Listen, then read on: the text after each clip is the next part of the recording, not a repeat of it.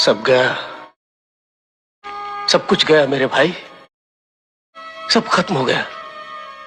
USA और Europe ने जो भी प्लानिंग की थी सारी की सारी धरी रह गई। मुझे बोला 50% टैरिफ लगा दूंगा, उसे बोलो 100% लगा दे, इससे ज्यादा क्या करेगा वो।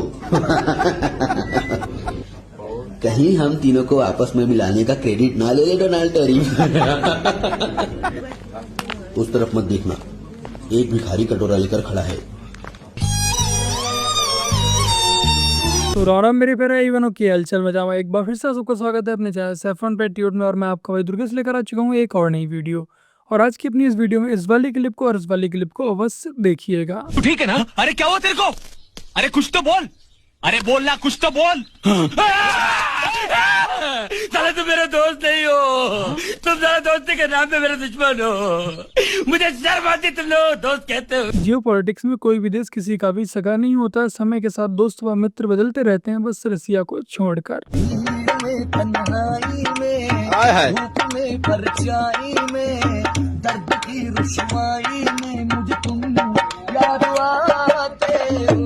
ना करें जनाब, ना करें, बेचारे इतनी फजीयत सह नहीं पाएंगे। गाड़ी वाला आया घर से कचरा निकाल, गाड़ी वाला आया घर से कचरा निकाल, गाड़ी वाला आया घर से कचरा निकाल, गाड़ी वाला आया घर से कचरा निकाल। सोचिए यदि यहीं पर राहुल गांधी होता तो हमारे देश की कितनी फजीयत हो रही होती। ये मीम हमारे देश के लिए बन रहे होते। हटा दो हटा दो हटा दो हटा दो, फटाफट हटा दो। क्यों? ये तो गरीब का वीडियो है भैया, ये तो जारन कटने वाली का वीडियो है। कौन लाइक सपोर्ट करिए जारन कटने वाले को? नहीं नहीं नहीं नहीं नहीं नहीं नहीं नहीं ऐसा नहीं। बताओ, इंटरनेशनल लेवल पर भी गरीब की कोई इज्जत ही नहीं करता। हमको घर से लाएगा बोल के तो वहाँ चलो, जैसा खाना खिलाएंगे आपको ससुराल वाला नहीं खिलाया होगा। यही खाना है क्या? ये बोल के लाया गया? आप ये खाने को दिखाइए, ये बोल के लाया गया। हम कहाँ से लाया आपको? हम करहारा पंचायत के गांव से चंदपुरा से हैं। क्या नाम है? मोहम्मद शब्बीर नाम है मेरा। देखिए, मोहम्मद शब्बीर भाई को एक गांव के नेता बोले कि चलिए, जो खाना आपके ससुराल में नहीं खिलाया होगा उससे जबरदस्त खाना खिलाएंगे, और यहाँ पे आके ठग लिया है। इन कांग्रेसियों की सत्ता में आने से पहले ये हरकतें, और यदि ये सत्ता में आ जाते हैं तो बिहार और वहाँ की जनता को ये कितना लूटेंगे। एक बात बोले राहुल जी। हाँ हाँ कहिए। अररिया में आप ठीक नहीं किए हमारे साथ। हम क्या कर दिए जी? आप काहे नहीं बोले कि बिहार में हमको सीएम बनाइएगा? क्या माहौल देखकर लग रहा है कि हम लोग जीतेंगे? अरे जब जीतेंगे ही नहीं तो सीएम आप कैसे बनिएगा? वैसे देश में भी तो आप कभी नहीं जीतने वाले हैं, लेकिन आपको हम पीएम बनाने का बात तो किए थे ना। कौन सा बड़ा एहसान कर दिए? देखिए राहुल जी, ज्यादा उड़िए नहीं बिहार में, हमारे वजह से आप हैं, नहीं तो कोई पूछता भी नहीं है आपको। अच्छा, अब चारा और जमीन खाने वाले लोग हमको सिखाएंगे। अब पानी सिर से ऊपर जा रहा है। पानी कहीं भी जाए, लेकिन आप बिहार के सीएम नहीं बन पाएंगे, क्योंकि ये एनडीए का नया बिहार है, कोई 90 का दौर नहीं। ये सच बोले या ना बोले, मगर एआई सब सच बोलती है। आपके बच्चे स्कूल जाते हैं? जी। प्राइवेट स्कूल है, सरकारी सरकारी है? उसमें पढ़ाई अच्छी होती है? सरकारी में पहले से बहुत अच्छी बेहतर है। क्या क्या सीखते हैं उसमें?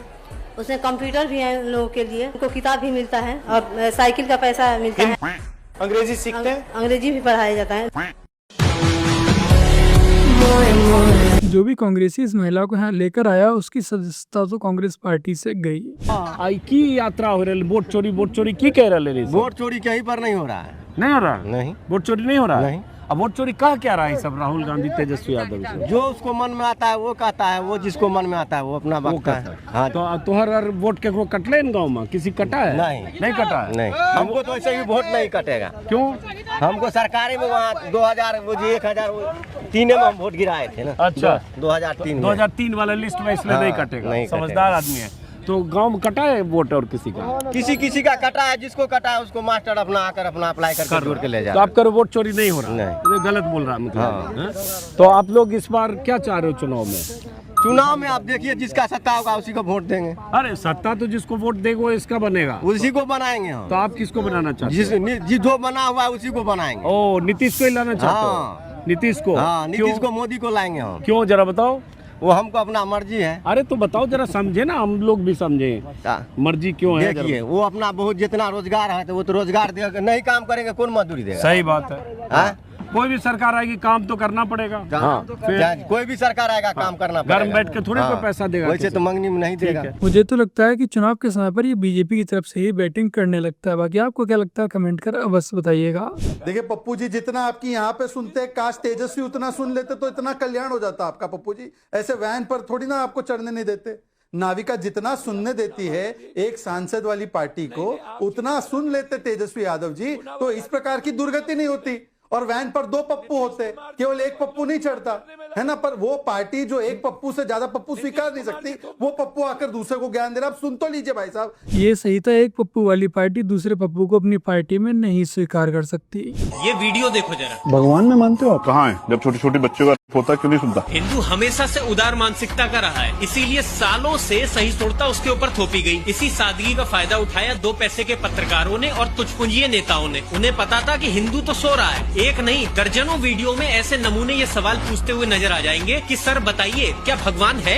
कभी एक पत्रकार में इतनी हिम्मत हुई कि वो सामने बैठे इंसान से ये पूछ सके कि बताओ अल्लाह है? नहीं पूछ सकता, क्योंकि इन जमूरों को अपनी जान भी तो प्यारी है। चलो मान लिया हिंदू बच्ची का बलात्कार होता है तो भगवान उसे नहीं बचाता, मतलब भगवान नहीं है। लेकिन अब ये बता, जब किसी दलित बच्ची का बलात्कार होता है तो बुद्ध कहाँ चला जाता है? इस हवाले से देखा जाए तो इन्हें बुद्ध को भी नहीं मानना चाहिए। लेकिन नहीं, यहाँ सारा लॉजिक घुस जाता है गधे के पिछवाड़े में। हमने तो बुद्ध के ऊपर कोई सवाल नहीं खड़ा किया, तो ये मूंछों को ताव देते हुए भगवान के अस्तित्व पे सवाल क्यों उठा रहा है? क्योंकि ये सब मिलके एक मुद्दा खड़ा करने की कोशिश कर रहे हैं कि देखो मैं जिसे मानता हूँ वो महान है और जिसे तुम मानते हो वो बेकार है। और ऐसे लोगों की हिम्मत कैसे बढ़ती है? क्योंकि हिंदू हो गया नपुंसक। कोई भी उठ के भगवान के अस्तित्व पे सवाल उठाना शुरू कर देता है। अपने अपने घरों में दुबक के बैठे रहना चुपचाप, आवाज मत उठाना। अरे कौन पड़े मुसीबत में? कुछ लोग हैं तो जो पेल रहे हैं ऐसे लोगों को। तुम बस सुबह शाम मुजरा देखो इंस्टाग्राम पे, यही बन गई है तुम्हारी हकीकत। क्यों मंदिर जाके घंटी बजाता है बे? मर चुकी है तुम्हारे अंदर की आस्था। ये पूजा पाठ का ढोंग बंद करो। तुमसे लाख गुना बेहतर तो वो मुसलमान है जिसने अपने उसूल पर बैठक लगाना तो दूर, अपने वजूद पर सवाल सुनना भी पसंद नहीं किया।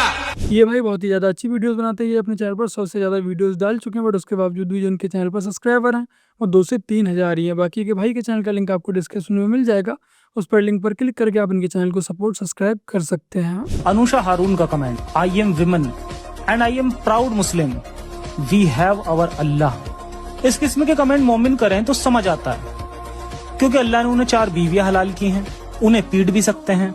माल गनीमत से लौंडिया भी हलाल हैं, मरने के बाद 72 हूरें, दूध शहद और शराब की नदियां देने का भी वादा है। लेकिन ये जो मोमिना है ये काहे का प्राउड फील कर रही हैं भाई? जितनी भी मोमिना इस किस्म के कमेंट लिखती हैं उन सबको एक साथ रिप्लाई दे देता हूं। अगर जंजीरों को ज्वेलरी समझकर पहनो तो जंजीरों पे भी नाश किया जा सकता है। सोच ही गुलाम हो तो आधी गवाही, कम अकल, घर के खेती होने पे भी फख्र किया जा सकता है। शोहर 3 बीवियां और ले आए तो सौतनों पे भी फख्र किया जा सकता है। जब अल्लाह ही कहे कि बीवी को पीटा जा सकता है तो पिटाई को मिठाई समझकर खाया भी जा सकता है। जो मजहब औरत की पहचान को ही बुरखे में छिपा देता है, आप उस पर फख्र कर सकती हैं। तभी तो जन्नत में आप शोहर के हूरों की इंचार्ज बनेंगी। इस वीडियो क्लिप को मैं अपने व्हाट्सएप चैनल पर ही पोस्ट कर दूंगा, वहां से आप लोगों को इजीली मिल जाएगी। और इस क्लिप को सेव करके रख लीजिएगा। यदि कोई भविष्य में ज्ञान दे कि इस्लाम में महिलाओं के लिए क्या क्या हक दिए गए हैं तो उस तक आप लोग ये वीडियो बस पहुंचा दीजिएगा। तो बस मेरे प्यारे भाई बहनों, आज की अपनी इस वीडियो में इतना ही। वीडियो को लाइक शेयर कमेंट और अपने चैनल को सब्सक्राइब ऐसे कर लीजिएगा। चलिए फिर मिलते हैं एक और नई वीडियो के साथ। तब तक के लिए जय हिंद, वंदे मातरम, जय श्री राम। चलो भाई देखो अब मैं क्या करता हूँ। अल्लाह का घर, खुदा की कुदरत, अल्लाह का करामात। मुसलमानों ने मुसलमानों को यूथिया बनाकर उनके व्यूज पाने के लिए किसी भी हद तक जा रहे। चंद पैसा बनाने के लिए ये लोग सुबह शाम जाहिलों को इस्लाम बेच रहे हैं। अल्लाह की कुदरत का नजारा करते जाएं। खुदा का करिश्मा कहिए या अल्लाह की रहमत, पानी का इतना तेज बहाव है फिर भी जरा सा भी इस मस्जिद को कुछ नहीं हुआ है, जस का तस खड़ा हुआ है। मस्जिद अभी भी खड़ी है, लोग उसमें नमाज भी अदा कर रहे हैं। सुबहान अल्लाह। क्या लगेगा? टाइम लगेगा। रुका हूँ मैं, चलो रुका हूँ। अगर पानी चाहता तो उस मस्जिद को भी अपने साथ बहकर निकल जाता, लेकिन दोस्तों वो अल्लाह का घर है, खुदा का घर है, इसलिए अल्लाह ताला ने जो है अपने घर की जिम्मेदारी खुद ली है।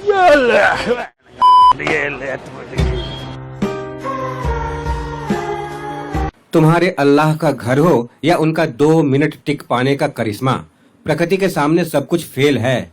नेचर तुम्हारे अल्लाह का घर भी तोड़ सकती है। इसलिए हजारों सालों से हम प्रकृति को पूजते आए हैं, जैसे चांद, सूरज, पहाड़, वायु, अग्नि, जल इत्यादि।